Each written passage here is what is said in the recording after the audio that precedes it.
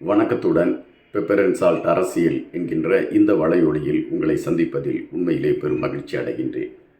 October 1ஆம் தேதி நடந்த ஒரு சம்பவம் மிகவும் பரபரப்பாக பேசப்பட்டது. பல வலையொலிகள் அதை ஒரு முதன்மையான களமாக வைத்து கருத்தாடல்களை கையில் எடுத்து அவைகள் வெளியிட்டு கொண்டு இருந்தன. குறிப்பாக சில ஊடகங்கள், அதாவது முக்கியமாக சில ஊடகங்கள் யாரையோ ஒருவரை அழைத்து வந்து கருத்து பேச வைத்து அந்த கருத்துக்களை முதன்மைப்படுத்தியும் வெளியிட்டு கொண்டு இருந்தன. அப்படி அக்டோபர் 1ஆம் தேதி என்ன நடந்தது, எதற்காக இந்த ஊடகங்கள் அதனை முதன்மைப்படுத்திய செய்திகளை வெளியிட்டது போன்ற பல கேள்விகள் மனதிற்குள் எழும்பு அது சார்ந்த ஒரு தேடலைத்தான் நான் எடுத்திருக்கிறேன். அக்டோபர் 1ஆம் தேதி என்றாலே எல்லோருடைய மனதிலும் 2 விடயங்கள் நினைவுக்கு வரும். ஒன்று, அக்டோபர் 1ஆம் தேதி இரத்த தானத்தை மையப்படுத்திய தினம். எனவே அன்று பலர் இரத்த தானம் செய்வதற்கான ஒரு முயற்சிகளை எடுத்துக்கொண்டு இருப்பார்கள். ஆனால் தமிழகத்தை பொறுத்தமட்டில் இன்னொரு வியப்பு செய்தியும் உண்டு. உலகத்தை தன்னுடைய நடிப்பால் திரும்பி பார்க்க வைத்த ஒரு உன்னத கலைஞன் ஐயன் சிவாஜி கணேசன் அவர்களுடைய பிறந்த நாள் இது.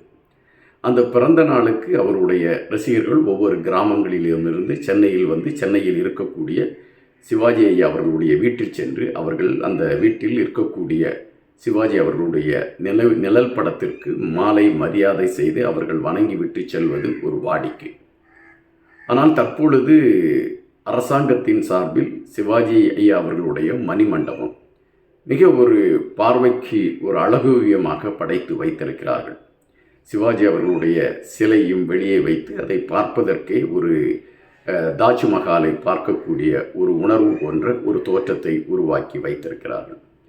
எனவே அக்டோபர் 1, ஜூலை 21 இந்த நாட்களிலெல்லாம் சிவாஜி ரசிகர்கள் அந்த மணிமண்டபத்திற்கு வந்து அங்கு இருக்கக்கூடிய ஐயா சிவாஜி அவர்களுடைய அந்த சிலைக்கு மாலை மரியாதை செய்து அவர்கள் வணங்கிவிட்டு செல்வது வாடிக்கை. ஒவ்வொரு முறையும் அரசு சார்ந்தவர்களும் அந்த விழாக்களுக்கு வருவது தொடர்ச்சியாகவே நடந்து கொண்டிருக்கின்றன. இம்முறை தமிழக முதலமைச்சர் அதற்கான, அதாவது ஐயா சிவாஜி அவர்களுக்கு மரியாதை செலுத்துவதற்காக அவர் அங்கு வருவதற்கான ஒரு களம் அமைந்திருந்தது. ஒரு 3 அடி அகலத்திற்கு ஒரு மேடை போன்று போட்டிருந்தார்கள். அந்த மேடையிலிருந்து தான் முதல்வர் அந்த மரியாதை செலுத்துவதற்கான களம் எடுத்து வைக்கப்பட்டது. முதல்வர் வருகிறார் என்கின்ற பொழுதே அங்கு காவல்துறை அதிகாரிகளுடைய அந்த கெடுபிடிகள் அதிகரித்தன.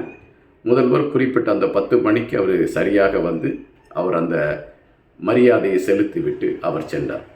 அதன் பின்பு சிவாஜி அவர்களுடைய இளைய மகன் இளைய திலகம் பிரபு அவர்கள் நடித்து வெளிவரக்கூடிய ராஜபுத்திரன் என்கின்ற திரைப்படத்தின் முதல் அந்த நிழல் படம் வெளியிடுவதற்கான ஒரு காட்சி அமைக்கப்பட்டது.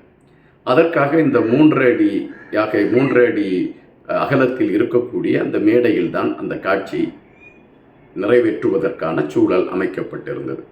மேடையிலே கூட்டம் அலைமோதி கொண்டிருந்தது. ஒருபுறம் சிவாஜி அவர்களுடைய இளைய மகன் இளைய திலகம் பிரபு அவர்களும், இன்னொரு புறம் அவருடைய மூத்த மகன் திரு ராம்குமார் அவர்களும் அந்த மேடையிலே நிற்கிறார்கள். மற்றும் அந்த இயக்குனர், தயாரிப்பாளர், மற்றவர்களெல்லாம் இருந்த அந்த ராஜபுத்திரன் என்கின்ற அந்த முதல் நிழற்படத்தை வெளியிடுவதற்கான களத்தை எடுக்கிறார்கள். அப்பொழுது மேடையிலே இடம் பற்றாத ஒரு சூழல், ஒவ்வொருவரும் நெருக்கத்தில் நிற்கக்கூடிய ஒரு நிலைமை. இந்த சூழலில் எப்படியாவது தாங்களும் அந்த மேடையில் இடம்பெற்று விட வேண்டும் என்பதை மையப்படுத்தி பல ரசிகர்கள் முண்டி அடித்து கொண்டு அந்த மேடையிலே ஏறுவதற்கான முயற்சிகளை எடுக்கிறார்கள். அப்பொழுது அங்கு காவல்துறையை சார்ந்தவர்கள் பெரிதாக இல்லை. எனவே அந்த ரசிகர்கள் முண்டி அடித்து கொண்டு மேடையிலே ஏறுவதற்கான முயற்சியை எடுக்கிறார்கள். அப்படி முயற்சியை எடுக்கின்ற பொழுது ஒரு ரசிகர் அந்த ராஜபுத்திரன் என்கின்ற அந்த படத்தின் முதல் நிழற்படத்தை கையில் வைத்திருக்கக்கூடியவருக்கு அருகில் நின்று கொண்டிருந்த திரு ராம்குமார் அவர்களுடைய காலை மிதித்தபடி அவர் முன்னேறுவதற்கான முயற்சியை எடுக்கின்றார்.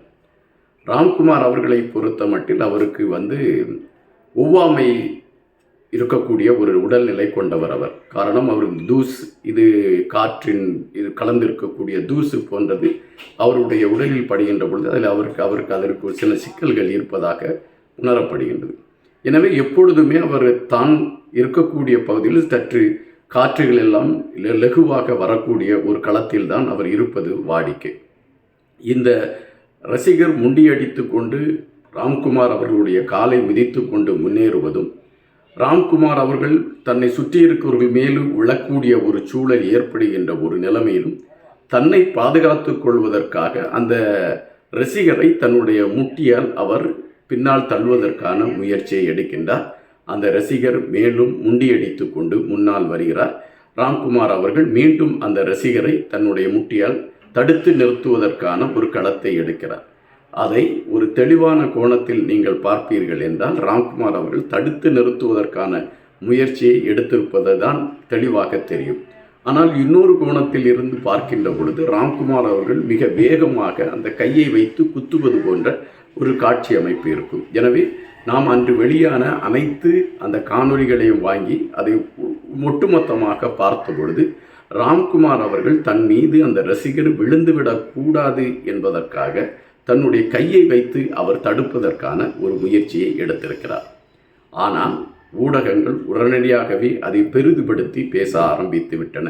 மேடையில் நாகரிகத்தில் இப்படித்தான் நடக்க வேண்டுமா என்கின்ற கருத்துகளும், இன்னும் ஒரு சிலர் இளைய திலகம் பிரபு அவர்களை குறித்தும் ஐயா சிவாஜி அவர்களை குறித்தும் மிக கேவலமான விமர்சனங்களை வைக்கக்கூடிய ஒரு பதிவை எடுத்து விட்டார்கள். இங்கு ஒன்று மட்டும் நாம் நினைவில் கொள்ள வேண்டியது இருக்கிறது. தன் மீது ஒருவனுடைய கால் பட்டு காயம் படுகிறது என்கின்ற பொழுது ஒரு மனிதன் கையை கட்டி வேடிக்கை பார்த்து கொண்டு இருக்க மாட்டான். தன்னுடைய உடல்நிலைக்கு எது பொருந்துமோ அந்த சூழலை ஒரு மனிதன் உருவாக்குவதற்கு முயற்சி எடுப்பது என்பது வாடிக்கை. ராம்குமார் அவர்கள் அது சார்ந்த ஒரு நிகழ்வைத்தான் எடுத்தார்கள். இங்கு பலர் குறிப்பிடுகின்றார்கள், ராம்குமார் அவர்கள் ரசிகர்களை இப்படித்தான் மதித்தார், அப்படித்தான் மதித்தார் என்கின்ற கருத்துக்கள் எல்லாம் எடுத்து வைக்கப்படுகின்றது. சிவாஜி மன்றத்தின் தலைவராக இருக்கக்கூடியவர் ராம்குமார் அவர்கள். அவருடைய குணநலங்களை குறித்து தெரிந்து கொண்டவர்கள், அவரோடு நெருங்கி பழகியவர்களுக்கு தெரியும் ராம்குமார் என்கின்ற மனிதனுடைய மனதிற்குள் ஒளிந்திருக்கக்கூடிய தங்கம் போன்ற அவருடைய மனதை அப்பொழுது பலருக்கு புரிந்து கொள்ள முடியும். மேடையிலே அந்த மனிதன் நிற்கக்கூடிய தோரணைகளை வைத்து ஒரு மனிதனுடைய அந்த உள்ளத்தை நாம் எடை போட்டு விட முடியாது. ஒரு ரசிகன் என்ன கோணத்திற்கு வருகிறான் என்பதை தன்னுடைய பார்வையிலே அளந்து அதை வெளியே கொண்டு வந்து அவனுக்கு உதவி செய்யக்கூடிய அனைத்து விடயங்களையும் எடுக்கக்கூடியவர் ராம்குமார் என்பது அனைவரும் அறிந்தது. ஏறக்குறைய ராம்குமார், இளைய திலகம் பிரபு 2 பேருமே ஏறக்குறைய அதே நிலையில் பயணிக்கக்கூடியவர்கள். இது அங்கிருக்கக்கூடிய சிவாஜி மன்றத்தை சார்ந்தவர்களுக்கும் இளைய திலகம் பிரபு மன்றத்தை சார்ந்தவர்களுக்கும் தெரியக்கூடிய ஒரு விடயம். எந்த ரசிகரை ராம்குமார் அவர்கள் தன் கைகளால் தடுத்து நிறுத்தினாரோ அந்த ரசிகருக்கு பெரிய காயம் பட்டிருக்கும், அவர் மரணத்தை கூட தழுவியிருப்பதற்கான வாய்ப்புகள் ஏற்பட்டிருக்கலாம் என்று ஒரு சிலர் வைத்து கொண்டிருந்த கருத்துக்களை எல்லாம் ஒரு முடிவுக்கு கொண்டு வந்திருக்கிறது. அந்த பாதிக்கப்பட்டதாக சொல்லப்பட்ட அந்த ரசிகர் குறிப்பிட்டிருக்கக்கூடிய ஒரு ஆடியோ. அந்த ரசிகர் அழகாகவே குறிப்பிட்டிருக்கிறார்.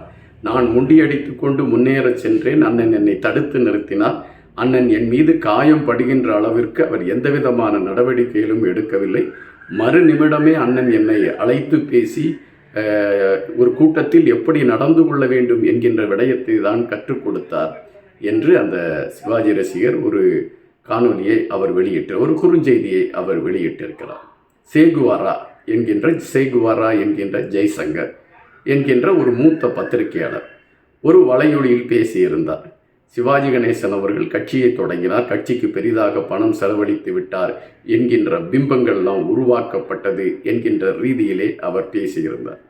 அந்த சேகுவாரா என்கின்ற ஜெய்சங்கருக்கு ஒரே ஒரு கேள்வி, தமிழன் என்கின்ற அடையாளத்தில் மட்டும்தான் சிவாஜி என்கின்ற கலைஞனும் சிவாஜி என்கின்ற தலைவனும் இந்த மண்ணில் புறக்கணிக்கப்பட்டான்.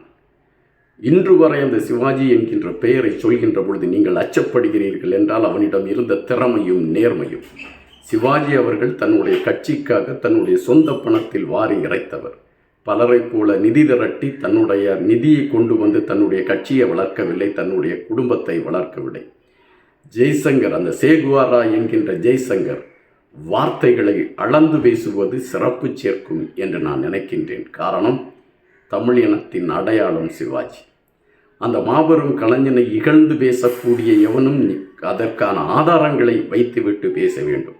இன்று நீங்கள் தமிழகத்தில் இருக்கக்கூடிய முக்கிய தலைவர்கள் அனைவரையுமே எடுத்துக்கொள்ளுங்கள். நீங்கள் வள்ளலாக பறைசாற்றி கொண்டு விளம்பரப்படுத்தி கொண்டிருக்கக்கூடிய அத்தனை தலைவர்களையும் எடுத்து வாருங்கள். அந்த தலைவர்கள் கொடுத்திருக்கக்கூடிய நிதியை விட அதிக நிதியை இந்த மண்ணிற்காகவும் இந்த மக்களுக்காகவும் கொடுத்தவன் சிவாஜி என்கின்ற அந்த மாபெரும் கலைஞர். இல்லை என்று உங்களால் மறுப்பு சொல்ல முடியுமா? சிவாஜி அவர்களால் வாரி வழங்கப்பட்ட நிதிகளுக்கு இணையாக இன்று தமிழகத்தில் ஏதாவது ஒரு தலைவன் வாரி வழங்கியிருக்கிறான் என்று சொல்ல முடியுமா?